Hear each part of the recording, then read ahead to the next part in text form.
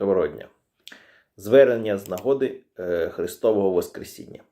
Дорога українська і білоруська громада. Шановні співвітчизники, друзі, колеги. Від щирого серця вітаю вас із світлим Христовим Воскресінням. Великдень – воістину особливий для нас день.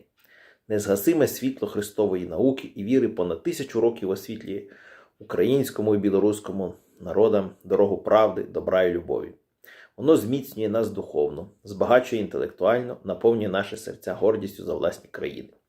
У цей день просимо Божого благословення для всіх нас і звертаємо один до одного найкращі побажання – щастя, добра і впевненості у здоланні будь-яких випробувань.